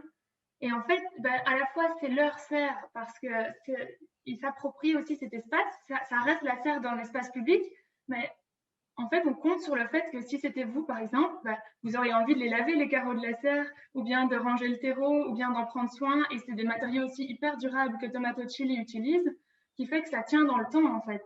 Ce n'est pas des bacs qui s'écroulent après 2 mois. Donc, on compte sur ces 2 choses-là. Et on supervise le tout en sachant que s'il y a des questions, un bris, un dégât, nous, on est là pour assurer un backup et pour être là, ça, c'est sûr. Et quelle est la différence par rapport au potager collectif qui existe déjà en région bruxelloise? Pardon? Quelle est la différence par rapport au potager collectif qui existe déjà en région bruxelloise? Nous, on voit ça comme quelque chose de complémentaire et on facilite vraiment l'accès à ces structures-là. Dans les potagers collectifs, il y a parfois des accompagnements, mais on a envie d'amener tout ce côté de cohésion sociale et d'aller rencontrer des personnes. C'est un tout, en fait. Je pense que c'est complémentaire. Je laisse la parole à Benjamin. Benjamin, tu as une question. Ma question allait un peu dans le même sens. Je connais bien Tomato Chili et les magnifiques chantiers à partir desquels ils ont construit leurs serres, mais et je connais d'autres entreprises, d'associations qui s'occupent de faire des potagers collectifs, justement. Et donc, moi, je voulais savoir, c'est en quoi vous vous différenciez du projet Tomato Chili ou des projets de potagers collectifs. En quoi vous apportez quelque chose de neuf par rapport à ces initiatives qui existent déjà, qui veulent à la fois rapprocher les gens de l'agriculture urbaine et en faire un outil de cohésion sociale? Où est l'originalité? Mais en fait, notre offre, c'est une offre hybride. On offre à la fois un produit et un service. Et c'est open source. Donc, on met ensemble tout ce qui est accompagnement à la cultivation et cohésion sociale. Et on offre la chose au même temps. Et c'est ça qui fait la différence avec les autres projets. Et en plus, on a l'ambition de commencer clairement petit, mais à un moment donné, de nous disséminer dans la région bruxelloise et construire une communauté autour de ces sites d'agriculture urbaine. Donc, c'est vraiment une communauté sociale qui, quelque part, les réseaux sociaux ont pris la place des réseaux sociaux. Ok, désolé Christina. Eh oui, désolé. C'est malheureusement la fin, le terme des 5 minutes, et c'est toujours difficile pour moi de vous interrompre de manière si brusque, voire presque agressive, mais c'est les règles du jeu. Alors, il est 17h10. On va vous envoyer maintenant en pause, vous laisser un petit moment de break. C'est important pour tout le monde. Et donc, 10 minutes, on se retrouve ici à 17h20. Ça passe assez vite, hein, 10 minutes de pause. Alors, il reste quelques secondes. J'invite déjà la prochaine équipe à se préparer. C'est donc l'équipe Emploi 1, l'équipe de Cynthia. Merci de vous mettre en place. Je vais vous laisser la possibilité de partager votre écran. Voilà. Il reste encore quelques secondes de pause. Kevin, est-ce que tu m'entends? Oui, je vous entends. Yes, il reste encore quelques minutes, enfin non, pardon, quelques secondes. Alors, je vois qu'il est 17h20 et donc on va pouvoir vous laisser commencer pour la suite du coup de ces pitchs. Kevin, quand tu es prêt, donc comme tous les autres, hein, tu as 3 minutes devant toi, enfin vous avez 3 minutes devant vous. Quand tu es prêt, tu me fais un top pour la régie. Ok, celui-là, ça ira? Yes. Ok. Top. Je m'appelle Kevin Carena. Je viens vous parler de ce qui est né de la collusion des idées de quelques passionnés. 10 cerveaux, une idée. Plutôt simple, presque scolaire même, mais à l'impact significatif. Nous assistons à la hausse simultanée des demandeurs d'emploi d'un côté et des métiers porteurs de l'autre. Mais le problème est qu'il y a une carence entre la correspondance entre les chercheurs d'emploi et les métiers porteurs. Manque d'informations, manque de réseau, manque de motivation. Mais nous avons trouvé la solution. Discover My Job. L'objectif étant de garantir une meilleure orientation et un succès plus accru de la recherche d'emploi. Nos cibles sont d'une part les chercheurs d'emploi en orientation ou en réorientation et d'autre part les métiers porteurs, dont la caractéristique est qu'ils ont un fort potentiel d'embauche. Le premier focus est mis sur les early adopters du secteur alimentaire. Ce sont les premiers pourvoyeurs d'emploi du pays et le secteur porteur reconnu. Nous nous positionnons comme facilitateurs. On veut s'assurer que les choix des chercheurs d'emploi se fait par envie et non par dépit. Une dynamique évidemment qui se veut rassurante pour l'employeur. Alors en pratique, nous souhaitons coordonner un programme de découverte en entreprise d'une semaine, dont les guests sont les chercheurs d'emploi, les hosts, les entreprises, et en intermédiaire, un accompagnateur garant du bon déroulement de la découverte. Notre programme se démarque des autres parce que le chercheur d'emploi est au centre du projet. Il est pilote de l'initiative. Lui seul détermine les champs des possibles et nous misons sur son autonomie. Alors notre boussole, celle qui indique la clé de performance, c'est le taux de satisfaction des guests et des hosts évidemment, ou encore le taux des personnes qui ont entrepris une formation pour le métier qu'ils ont découvert. Mais vous vous demandez certainement qui mettra en place ce projet. Eh bien, nous avons Asaf, qui sera chef de projet. Il est disponible et jouit d'une expérience en gestion de projet. Quant à son équipe, Hélène de la Cité des Métiers, Hugues, spécialiste des employeurs, Noémie sera chargée du mentoring et moi-même de la visibilité. Alors, Madame Tract, Monsieur Chapelle, cher jury, aidez-nous à trouver des employeurs prêts à travailler avec nous. Mettez votre réseau à contribution. Et en ce qui concerne notre objectif final, grâce à Discover My Job, les chercheurs d'emploi auront trouvé un sens durable à leur recherche d'emploi. Et les métiers d'avenir auront trouvé tout simplement acquéreurs.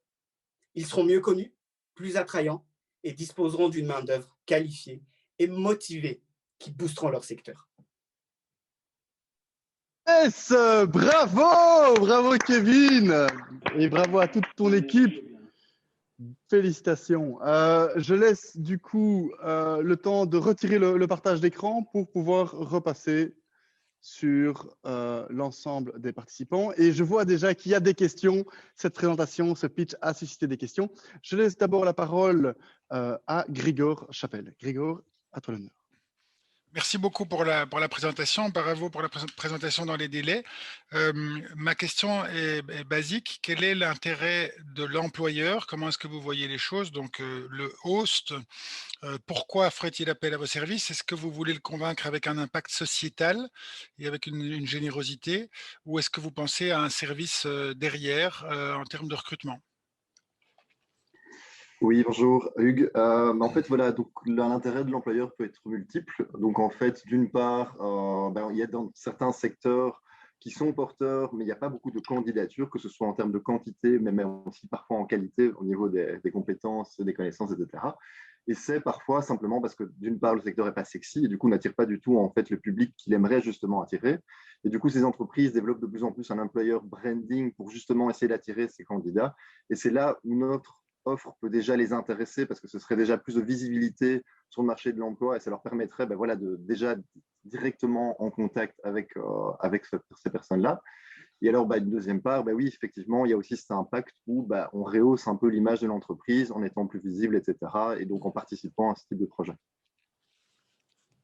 Merci. Grégory, tu as une question? Pas à ce stade.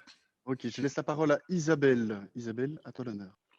Merci. Moi, je me posais la question du matching parce qu'il y a déjà des initiatives qui travaillent comme ça sur l'offre et la demande de manière plus co-construite. Je pense à l'IED notamment, que Grégoire, je crois, connaît bien. Mais donc là, comment vous allez, dans votre projet, travailler sur ce matching qui est quand même fondamentalement important pour que l'expérience fonctionne? Alors, d'abord, au niveau de la cible du chercheur d'emploi, l'idée, c'est vraiment de partir de son projet d'orientation. Ici, c'est vraiment une étape de vérifier son projet à partir de services d'accompagnement déjà présents au niveau du réseau des partenaires d'Actiris, de Bruxelles Formation et du tissu associatif. Il y aurait des accompagnateurs qui aideraient la personne à vérifier que c'est le moment où elle a déjà évoqué, par exemple, 2 pistes. Elle hésite entre boulanger et magasinier, par exemple. Elle va aller faire 2 stages d'une semaine pour vérifier le métier avant d'aller plus loin. Donc, ce n'est pas encore du recrutement, même si ça peut éventuellement aboutir sur un recrutement. Mais ça, c'est la particularité du projet par rapport à d'autres et que c'est modularisé et isolé. Hélène, Peut-être que mes collègues peuvent répondre à la question. Ah oui, je laisse la parole. Est-ce qu'il y a un autre membre de l'équipe qui souhaite apporter un complément d'information? 3. Au niveau de la base de données employeur aussi, éventuellement, on s'est dit qu'on allait collecter des ressources, mais qu'on allait s'appuyer aussi sur les bases de données existantes. On sait que les missions locales créent déjà un réseau de partenariat avec des entreprises et qui vont pouvoir s'appuyer là-dessus. Et puis qu'on va mutualiser ces ressources. Donc, on pense créer un réseau d'ambassadeurs au sein de ces différents services d'orientation qui pourraient être coordonnés au niveau de la Cité des métiers, faire des moments d'intervision, de création d'outils d'accompagnement pour garantir la qualité de l'accompagnement et sécuriser les employeurs par rapport à cet accompagnement-là, du coup. Merci Hélène. Je laisse la parole encore à Grégor Chapelle qui a une nouvelle question. Ce sera court. Financement et échelle du projet. Donc, vous le financez comment? Et comment est-ce que, quels sont vos objectifs? Est-ce que c'est du micro? Est-ce que c'est pour toute la région bruxelloise? Jusqu'où vous allez? Alors, donc au niveau du financement, donc le business plan, évidemment, on n'a pas eu le temps de le construire complètement. Mais on part sur différentes formules. On se dit qu'il y aurait du financement public, mais surtout on essaierait d'optimiser les ressources existantes. Donc on parle de tous les accompagnements, de toutes les structures, les missions locales, les ASBL, tout ça qui pourrait intégrer ce nouvel outil. Et éventuellement des financements sur base de résultats, donc sur le modèle, il y en a qui l'ont dit, mais du Social Impact Bond, en disant, tiens, si on arrive à réduire, par exemple, le taux d'abandon, le taux d'abandon en formation, on s'engage à le réduire d'autant. On pourrait partir sur un modèle comme ça, ou éventuellement du financement privé, sur base de se dire qu'on diminue vos coûts d'employer branding, de recherche de candidats vraiment motivés, qualifiés, etc. Et en termes de nombre de chercheurs d'emploi, etc., on n'a pas encore tellement fixé d'objectifs parce que le but, c'est d'abord de voir comment ça prend. On s'est renseigné sur les chiffres. Il y a à peu près 1000, en Wallonie, 1000 MISIP qui sont des mises en situation professionnelle. Bref, un mécanisme qui ressemble un petit peu. Donc, ce serait pour toute la région bruxelloise. Et voilà, au plus il y aurait de de candidats, au mieux Et c'est. top! Désolé Noémie, je dois interrompre. Comme pour chacune des équipes, le temps imparti pour les questions-réponses est terminé. Merci à vous. Et Est-ce que tu peux préciser le projet, lequel c'est? Parce que pour nos notes. alors, c'est le projet, que je ne me trompe pas, c'est le projet Emploi 1. Emploi 1. Merci Alexandre.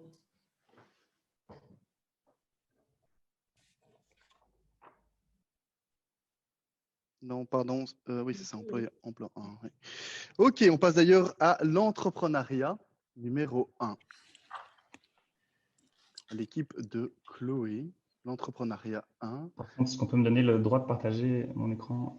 Bien sûr, Laurent, on te laisse la possibilité de partager ton écran. Super. Et n'hésite pas à, comme pour les autres équipes, à faire un top pour lancer le chrono. Alors, c'est ma collègue qui va le faire. Alors, je dois juste partager l'écran encore. Attends. Hein. On attend. Voilà. Alors, Ok. Top. Chrono. Internationalisation. Répétez avec moi. Internationalisation. C'est un peu difficile à dire. Hein. Alors imaginez la difficulté de nos entrepreneurs à s'exporter. Notre nouvelle réalité nous a démontré que certains secteurs doivent se réinventer pour sortir de leur crise. Mais comment aider les structures d'accompagnement à lancer leurs entrepreneurs? Il faut se poser les bonnes questions. Rien ne sera plus comme avant. Alors comment faire pour mieux orienter nos entrepreneurs vers l'international? Eh bien, laissez-moi vous présenter notre solution. Tout le monde fait une hola? Hola! Voici Europoly. C'est un jeu digital qui donne un diagnostic sur la maturité de votre scale-up pour savoir si vous êtes prêt ou pas à sauter dans le marché européen. En 45 minutes, ce jeu vous donne un résultat clair sur vos points forts et faibles. Il vous met en contact avec des experts adaptés à vos besoins, ainsi que d'autres exportateurs afin de partager vos expériences. Ce jeu est également conçu pour les structures d'accompagnement, car elles auront alors un résumé de la situation de chaque entrepreneur qui fait appel à elles. Un gain de temps et d'argent en manque. Notre utilisateur final, c'est l'entrepreneur. Mais notre client, c'est vraiment les structures d'accompagnement. Europoly, c'est un outil afin de toucher un plus large public d'entrepreneurs et d'arriver à bien matcher les entrepreneurs avec les différents experts. Le jeu Europoly, c'est un produit d'appel. C'est les entrepreneurs néo-exportateurs. Il propose une expérience qui est pédagogique parce que nous, on est convaincus que l'action vaut plus que la théorie. C'est un produit qui est résolument tourné vers ses utilisateurs finaux où la valeur ajoutée est tout de suite claire pour eux. Le jeu diagnostic est encore à un stade conceptuel en ce moment. Il est à construire dans toute sa nuance et sa complexité pendant la prochaine phase d'incubation. Mais ce qu'on peut déjà vous dire, par contre, c'est qu'on veut proposer une session en ligne autonome et courte. On obtient un résultat simple après ce jeu, avec 3 possibilités. Soit on obtient un feu vert, on peut passer à l'action, ou alors on a des atouts, mais aussi des éléments à retravailler, ou enfin, le projet ne semble pas fonctionner tel quel, et ça peut même être un indicateur de fragilité pour l'entreprise. Quel que soit le résultat ou le bilan, il invite à passer à l'action pour l'entrepreneur. Il peut rejoindre une communauté pour échanger ses conseils, des expériences et tout le reste. Il peut contacter un expert, trier sur le volet grâce à un taux d'affinité basé sur le projet et le domaine d'expertise, mais peut aussi trouver un investisseur qui sera intéressé par son projet. Brièvement, pour la faisabilité, nous pensons organiser des événements. Ils financeront la plateforme tout en boostant la communauté, en plus des commissions qu'on toucherait.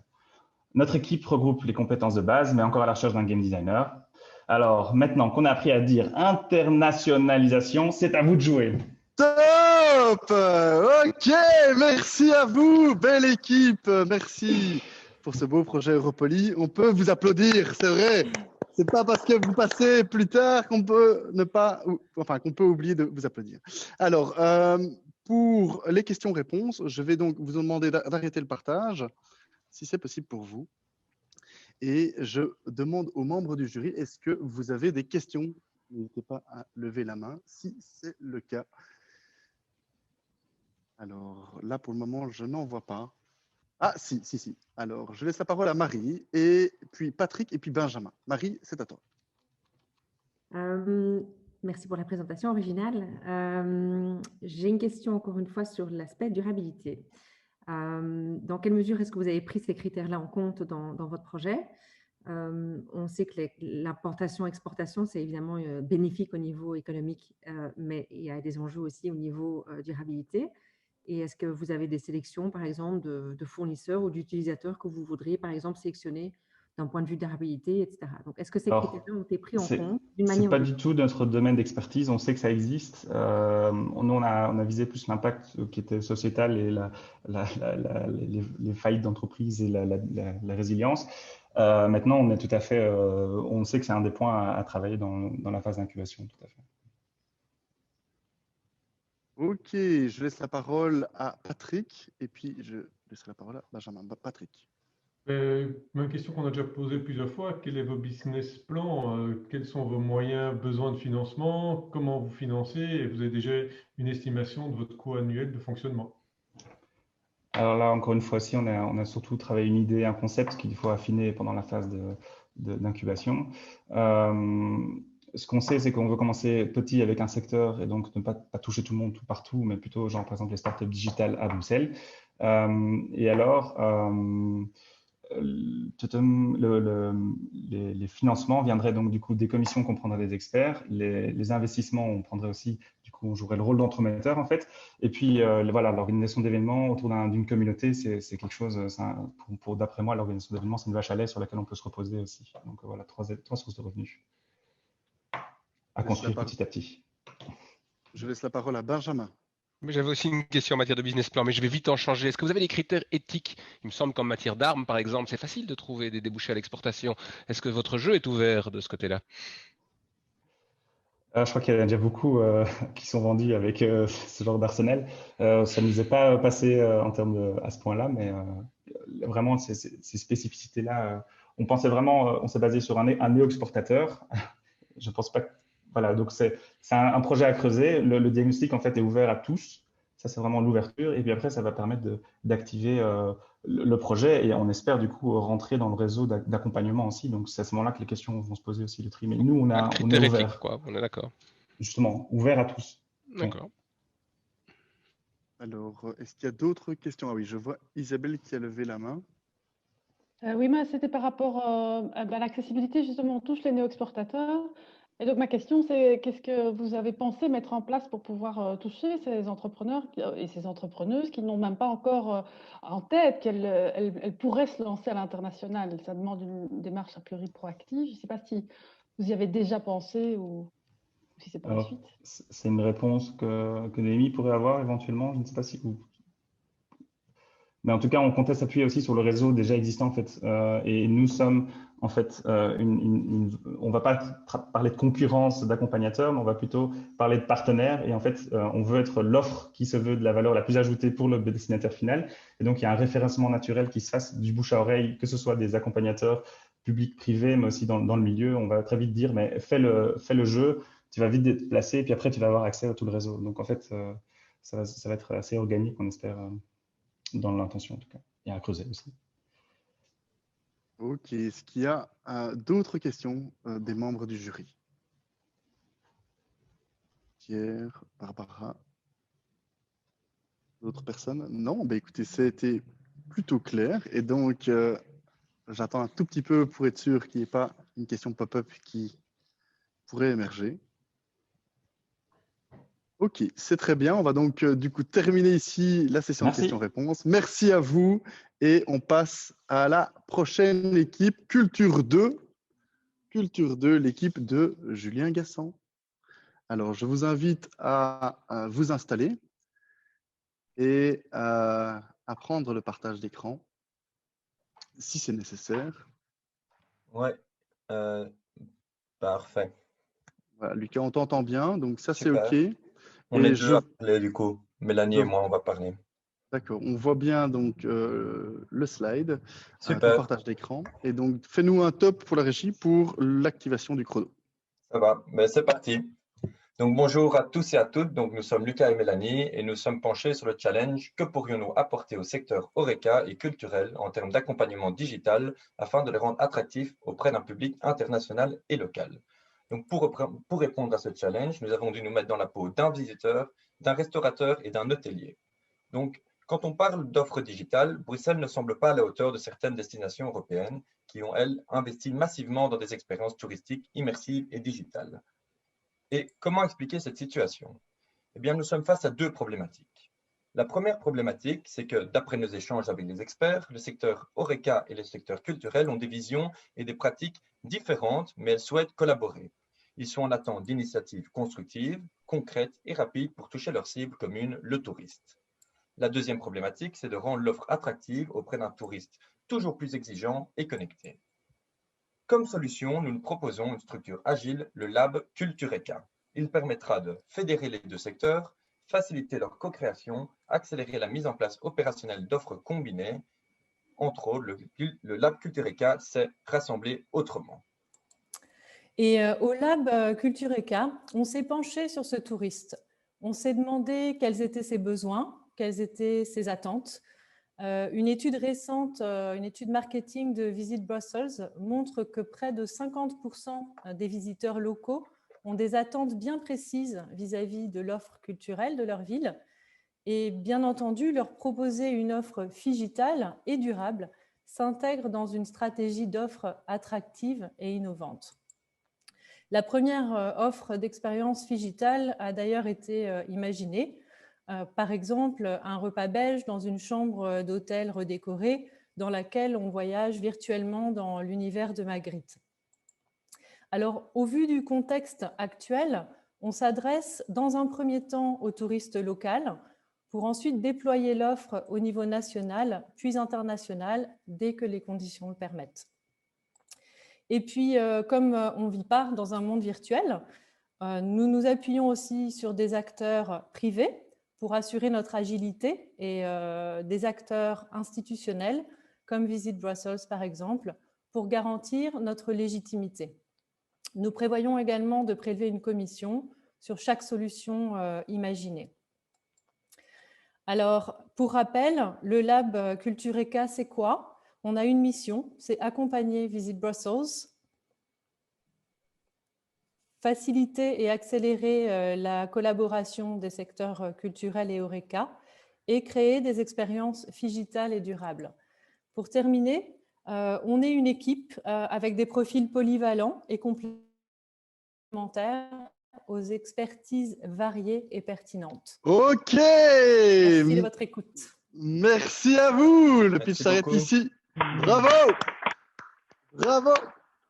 Bravo pour ce challenge lié à la culture et cette belle proposition de valeur. Je laisse du coup ici, évidemment, les questions pour les jurys. On va relancer un chrono, comme pour chacune des équipes. Et je pense que Patrick, de par la thématique, a cette priorité de pouvoir poser la première question. Patrick, c'est à toi. Merci.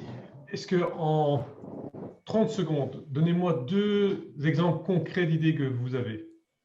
Alors, on en a déjà donné une. Merci pour la question.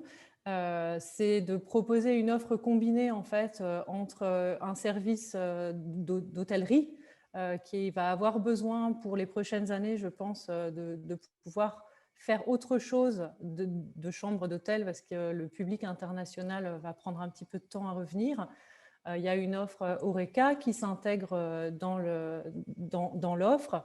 Et on a une offre digitale de visite de musée où, par exemple, l'offre Magritte existe déjà en digital. Après, notre rôle, c'est aussi de co-créer, donc de réunir les secteurs de l'Horeca et culturel pour imaginer des solutions ensemble. Donc, on est on propose des idées, mais on est aussi là pour faciliter la mise en place de partenariats et d'offres digitales pour le secteur culturel et touristique. Est-ce que ça répond à la question? Pas tout à fait. Oui. Mais en fait, on va dire, commencé à réfléchir sur une offre concrète. On n'a pas abouti une idée spécifique. Mais je le rappelle, on compte vraiment aussi sur la co-création. On a échangé avec les experts qui nous ont expliqué aussi que vous aviez déjà des échanges avec le secteur culturel et Eureka et qu'il y avait une vraie volonté de collaboration. Donc, on compte s'appuyer sur ça également. Peut-être que Lucas, tu as des choses à ajouter. Non, alors, c'est tout à fait... Pardon. Je rajoute alors du coup le fait que Pierre Hermand a une question pour vous. Pierre Hermand, c'est à toi. Donc moi, ma question, c'est juste de dire, enfin c'est aussi reformuler, est-ce que par exemple l'idée c'est d'avoir entre guillemets des tickets combi originaux en fonction des besoins, donc de dire voilà, moi j'ai pu combiner un truc où j'ai mangé par exemple des lumpia froids et puis aller voir telle pièce de théâtre ou tel élément et de m'aider à faire un parcours pour mon week-end. C'est ça en fait dans l'idée de dire et d'avoir des acteurs qui ensemble créent des offres communes. Oui, oui. En revanche, il faut que ce soit une offre qui... L'idée, c'est de combiner du digital et du physique. On est parti aussi du principe que l'Oreca, on est plutôt sur du physique. C'est un petit peu compliqué de le transformer en digital. Et le culturel peut facilement se transmettre de façon digitale. Et l'idée, c'est vraiment de mettre ensemble ces deux secteurs effectivement pour proposer une offre combinée. Et là, tout est possible en fait. Il faut vraiment étudier les besoins des acteurs du secteur, les envies des touristes pour proposer effectivement une offre combinée à un consommateur de culture et d'Oreca. Ok. Exactement. Pour la question. Est-ce qu'il y a... Oui, Lucas, tu veux apporter un complément d'information? S'il y a encore d'autres questions, on peut passer aux autres. Est-ce qu'il y a d'autres questions pour les membres du jury? Non, je vois un nom de la tête de Marie. Ah oui, Isabelle. Isabelle, à toi la parole. Désolée, je crois que je n'avais pas levé ma main. Oui, mais j'avais une question. Je me demandais quel était l'impact potentiel sur la création d'emplois ou sur le maintien de l'emploi, tout le moins, vu qu'on sait qu'effectivement le secteur va être en difficulté. Est-ce que ça a été, vous avez des estimations à ce niveau-là de l'impact sur l'emploi, même indirect, hein, mais... On n'a pas effectué des estimations précises, mais étant donné que les secteurs culturels et Eureka sont quasi à l'arrêt, ou en tout cas sont en baisse de régime ici depuis quelques mois et pour encore quelques mois, on estime que de pouvoir justement revaloriser, de pouvoir les permettre de se renouveler, de pouvoir entrer dans des nouvelles activités, par exemple comme aménager une chambre d'hôtel comme un lieu d'accueil pour une expérience immersive, ça va permettre justement de redynamiser et renouveler et revaloriser l'emploi, en tout cas certains emplois. Ok, il reste 5 secondes et donc très très peu de temps et malheureusement on n'aura donc pas le temps de poser une question supplémentaire, c'est terminé. Je vous propose, merci à Lucas et merci Mélanie pour cette présentation. On laisse place maintenant à la dernière équipe de ce Hack Covid deuxième édition, un challenge lié à l'emploi, c'est l'équipe numéro 3, l'équipe de Martin. Vous m'entendez bien? Mickaël, on t'entend. Parfait. Il faut un partage Un d'écran. instant, Mickaël. je dois partager. Hein. Ok, on attend. On attend le setup, la mise en place. Dites-moi si vous voyez mon écran. Dernière équipe. Alors, je confirme. Vous voyez l'écran? On voit bien l'écran. Alors, Mickaël, puisque l'écran est là, tu nous fais le top départ et tu peux donc commencer. Bonjour à toutes et tous, citoyens et citoyennes engagés. Vous vous posez sûrement la question de savoir à quoi se réfère ce nombre 19. Est-ce que cela représente les 19 communes de Bruxelles? Est-ce le Covid-19? En réalité, il s'agit des 19 critères de discrimination reconnus à ce jour. Nombreux sont les préjugés et bon nombre d'entre vous y croient consciemment ou inconsciemment. Je m'appelle Nathalie, je suis une femme noire, je suis étudiante en droit et future entrepreneur. Je m'appelle Mohamed Benajiba et je suis juriste. Je m'appelle Ibrahim, je suis non-voyant, je manipule très bien les ordinateurs et je fais même du ski. Le sujet qui est aujourd'hui le nôtre, c'est la lutte contre les discriminations à l'embauche. En région bruxelloise, sur 5 demandeurs d'emploi, 4 sont d'origine étrangère. Et la Belgique est le pire élève européen dans l'intégration des immigrés sur le marché de l'emploi. Aujourd'hui, nous aimerions déconstruire, voire même reconstruire positivement les stéréotypes. Et il est plus que temps de faire évoluer l'inconscient collectif en sensibilisant tous nos citoyens à la force de la diversité et à l'importance de la lutte contre les discriminations. C'est pourquoi nous vous proposons le projet 19 Success Stories, mettre en œuvre une action médiatique d'envergure visant à promouvoir l'inclusion par la mise en lumière de modèles inspirants. Et ce, par des capsules vidéo échangeant sur des pratiques de management en matière de diversité et orientées vers la création d'un environnement inclusif positif.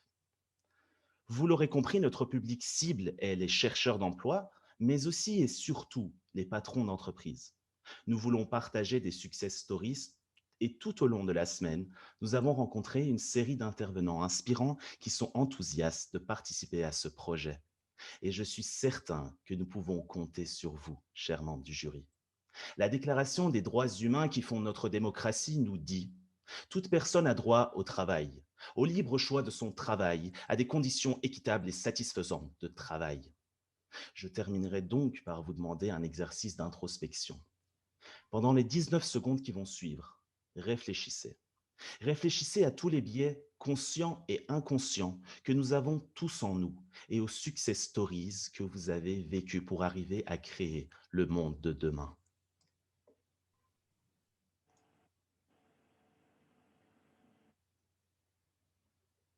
Et vous, qu'en pensez-vous? Yes! Bravo! Bravo! Bravo à vous, cette dernière équipe sur la discrimination. Merci. Et je vous propose de passer aux questions-réponses. Alors, et pour ça, est-ce que vous pouvez arrêter le partage d'écran de manière à ce qu'on puisse voir l'ensemble des participants? Alors, je vois ici parmi les membres du jury, mais je demande d'abord à la régie, est-ce que vous avez bien lancé le chrono des 5 minutes pour les questions-réponses? Déjà 2 questions et je laisse la parole à Marie. Marie, c'est à toi de jouer. Merci. Merci encore pour cette chouette présentation. J'avais une question par rapport aux partenariats potentiels. Ou est-ce que vous avez envisagé des partenariats avec des organisations justement qui sont plus spécialisées sur la question de la diversité et d'aller chercher ces histoires en partenariat avec d'autres organisations?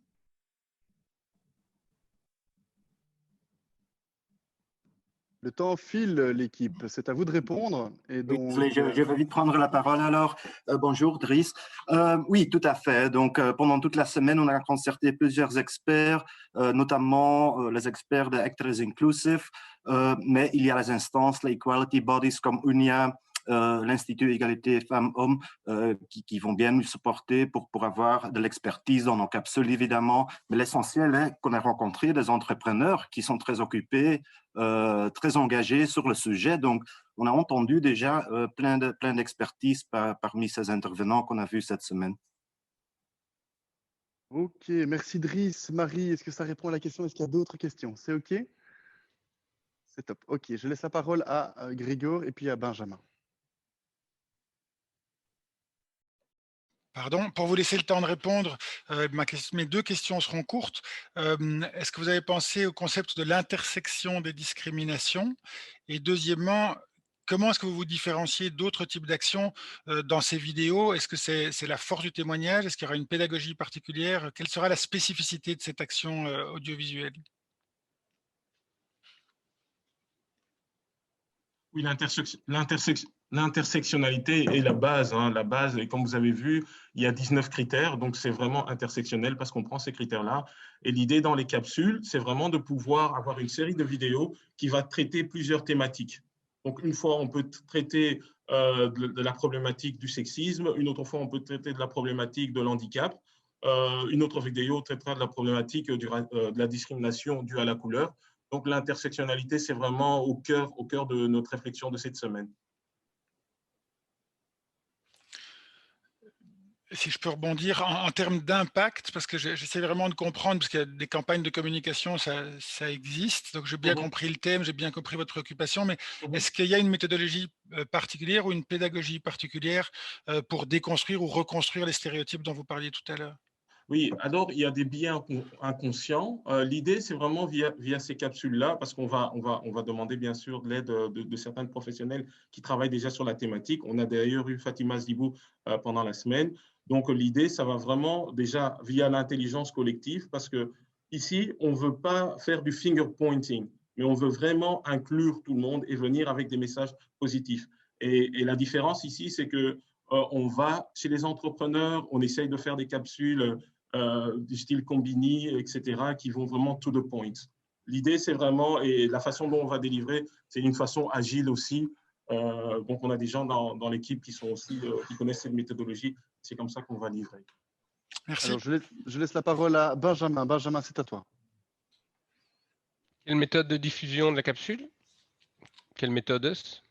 Le truc, encore une fois, c'est vraiment d'être efficace. C'est l'efficacité qu'on cherche parce que, comme on a dit, des campagnes comme ça, on en a déjà fait dans le passé, mais ça n'a pas atteint le sujet, le public cible. Et alors, la diffusion, c'est non seulement via le web, mais quand on parle de web ici, on va targeter LinkedIn et Twitter, où on voit qu'il y a vraiment beaucoup de chefs d'entreprise, d'employeurs. On va aussi essayer de targeter les médias, la TV, etc. Mais c'est vraiment prendre les best practices, par exemple Combini, Brut fait des excellentes capsules, et ben c'est vraiment ce canal-là qu'on va utiliser. Et là où on fait la différence, c'est qu'on s'adresse principalement aux patrons d'entreprise. Ouais, parce qu'on veut vraiment que le changement vienne du top, hein, et conscientiser les personnes au top. Dernière question pour Marie, il reste 30 secondes. Oui, quelle serait pour vous la réussite de ce projet? Est-ce que vous avez une mesure qui vous permettrait quelque part de mesurer la réussite de votre projet? Oui, effectivement, hein, c'est vraiment important de mettre des KPI en place parce que même quand on met des quotas, on parle de KPI. Ici, le truc, c'est vraiment de mettre en place ces vidéos, mais de aussi pouvoir avoir un monitoring parce qu'on va aller via un prototype, mais un monitoring de 3 mois à 6 mois pour vraiment voir les impacts. Terminé! Désolé, Félix, je dois interrompre et ça fait partie du jeu. Donc, mes excuses. Voilà. Donc, on arrive ici au terme de ces différentes présentations. On a donc eu l'occasion d'avoir 9 projets, 9 très, très beaux projets sur des thématiques différentes, sur des challenges proposés par les institutions bruxelloises. Merci à vous, chers participants. On sait à quel point il y a eu des hauts et des bas. On sait à quel point, parfois, ça n'a pas toujours été évident. Le sentiment de se retrouver dans une impasse, le sentiment de ne pas être suffisamment original, le sentiment de parfois ne pas être entendu. En tout cas, merci pour être là aujourd'hui et d'avoir présenté tout ça, d'avoir eu le courage de le faire. Et je vous propose maintenant de prendre une vingtaine de minutes, le temps des délibérations, pour faire un feedback. C'est ce qu'il y a de plus précieux pour nous sur le trajet que vous avez vécu, pour nous donner justement les éléments, les suggestions éventuellement d'amélioration pour la prochaine édition du Hack Covid. Et pendant ce temps-là, j'animerai ici les délibérations avec les membres du jury. On va vous transférer en breakout room tout de suite, de nouveau avec vos facilitateurs, pour faire cet exercice pendant que les délibérations auront lieu. Je laisse un petit fond musical le temps que la régie fasse ce miracle de passage en breakout room. Alors, je vois la salle qui se remplit. Ah, mes chers participants, je vois que vous êtes là. Les délibérations ont eu lieu et j'imagine que vous êtes plus qu'impatients de connaître les résultats. Je peux vous dire que ça a été une démarche compliquée, comme à chaque hackathon, à la fois d'un point de vue technique, mais d'un point de vue du choix des projets, puisqu'il y a eu énormément de belles choses qu'on a pu voir avec vous sur ces 2 dernières heures. Donc, je vais attendre un tout petit peu que tout le monde soit bien dans la salle et avoir un go de la régie pour annoncer les résultats tant attendus de cette 2e édition du Hack Covid pour un Bruxelles plus résilient. J'ai le go de la régie. On peut donc commencer. Roulement de tambour. N'hésitez pas à mimer le roulement de tambour, mesdames et messieurs, pour un petit peu de suspense. Et j'annonce en 3e position l'équipe économie circulaire avec Match Mining. On peut applaudir. Bravo à vous. Bravo. Bravo à vous. Alors, en 2e position, c'était très serré. Ça a fait l'objet de âpres discussions parmi les membres du jury. Et je peux vous dire que jusqu'à la dernière minute, ce podium s'est construit. Et donc, en 2e position, mesdames et messieurs, roulement de tambour, nous avons l'équipe entrepreneuriat numéro 1 avec Europolis. Bravo! Bravo! J'en connais qui vont passer un bon week-end. Et alors, le dernier, le meilleur pour la fin. Mesdames et messieurs, je vous demande un tonnerre d'applaudissements pour l'équipe gagnante de ce hackathon, HackCovid, 2e édition. On fait comme Benjamin, roulement de tambour. Et c'est l'équipe emploi numéro 1 avec Discover My Job. Bravo! Bravo! Bravo à vous! Bravo! Je vous invite à vous montrer à l'écran et à faire un petit pas de danse pour fêter cette victoire. Mesdames et messieurs, levez-vous.